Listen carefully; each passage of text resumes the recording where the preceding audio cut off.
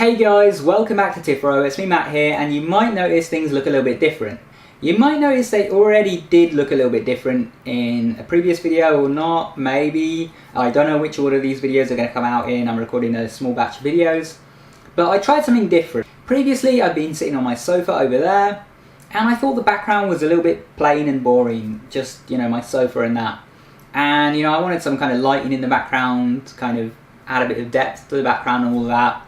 And I eventually also want to get a lens that will allow me to have a kind of blurry background slightly. So I wanted to experiment with having me at my desk, in my desk chair, camera over by my bed. I'm still figuring out the lighting. I've got a couple of lights set up. They're a bit far away from me because if they were any closer, they would be in view on the camera. And so they're not massively as bright as I'd like. So I don't know if the lighting is ideal. I know this light in the background is kind of a bit bright in the middle, and I don't know if that looks bad or anything. I'm still playing around with camera settings. I don't know how the focusing is. I've just got it on autofocus now because I experimented with manual focus last time and it was kind of a bit of a disaster. Half of the videos just came out blurred, and I'm re-recording those videos right now. So I'm just playing around with things. Let me know how it looks. Anyway, sorry for that kind of interruption before the video starts. I do want to talk about experimenting in lucid dreams. So a lot of people, they come into lucid dreaming and they have this idea that, they have to just do what everyone else tells them to do. They say, do this, do that, do this, and you just follow along and you do exactly how other people say. But what people don't realise is that lucid dreaming is highly individual. So, I'll give a personal example here. For me, my biggest problem with lucid dreaming ever since the beginning, and even still now, is stabilizing dreams. I can do it now, but even now, it's the thing that is the most difficult for me to do. Other aspects of dream control, getting lucid and all of that came pretty naturally to me, but stabilizing dreams has always been the most difficult part of lucid dreaming. Now, when I started out lucid dreaming, I had this issue, and it was so bad that most of my lucid dreams just lasted like 2 or 3 seconds. At that point, I couldn't enjoy lucid dreaming whatsoever. So I naturally went to the internet and I looked at how to actually make your lucid dreams last longer. I said, I've got short lucid dreams, what do I do about it? And I looked up the information about it, and people said to try rubbing your hands together. So I went in a lucid dream and I did this. I rubbed my hands together really, really fast, and the dream became crystal clear. It stabilized all around me. And I thought, fantastic. I had a lucid dream that lasted a couple of minutes this time instead of 2 or 3 seconds. And I was just amazed. I was like, yes, my problem is solved. And, I used it a few more times, but I noticed that it was kind of hit or miss. Sometimes it worked really well, other times not so much. And over time I noticed it started working less and less for me. It was like, as I had more experiences where it didn't work, I started to realise that it wasn't foolproof and wasn't going to work all the time, and that kind of inserted doubt into the equation, and so it stopped working. So I got to the point where I'm no longer able to use this to stabilise my dreams. If I rub my hands together in a dream these days, it doesn't do much. It makes it a little bit clearer for a few seconds maybe, but that's about it. So I tried other things that people suggested. I tried touching objects, I tried spinning around, which does sort of work well for me, but it doesn't work the way people said it did.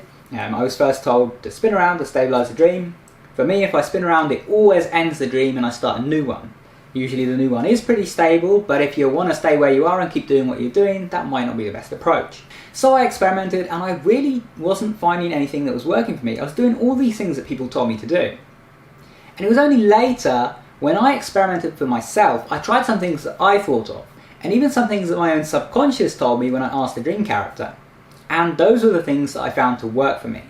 It wasn't what anyone else told me to do, it was what I found for myself.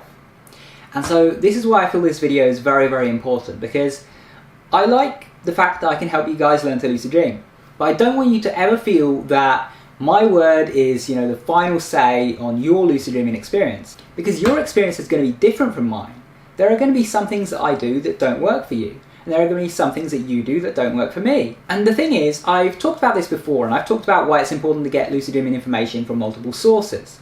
And that's all well and good, and you should do that. Make sure that you're watching different channels, not just mine. Make sure you're reading different articles from different places. Compare, even different guides for the same techniques.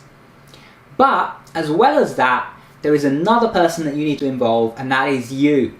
You need to get yourself involved. You need to do some experimentation yourself and discover what works for you. Treat lucid dreaming almost like this lab that you can play around in and do all these kind of cool experiments about what works. Try things out, you know. Let's say that your problem is flying. You want to fly in a lucid dream. It's something that a lot of people struggle with. For some people it comes easily, for others they struggle with it. And you don't know how to fly because in the real world you can't fly. So how would you even begin to think about how you could do that? Well, start to think yourself what you would try. You know, let's imagine that you're the first person to ever lucid dream. No one has ever lucid dreamed before.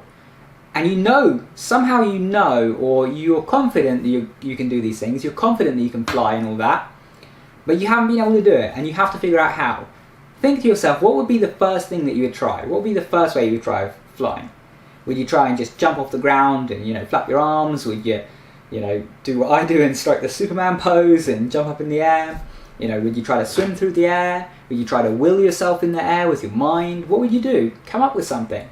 And when you come up with something, experiment with it. Try it out. See if it actually works. Note down your results. Did it work? Did it work well? And even if you find something that works, try other things as well. Because you might find that one thing works, sort of, you know, here or there. And you try something else and it just works so much better.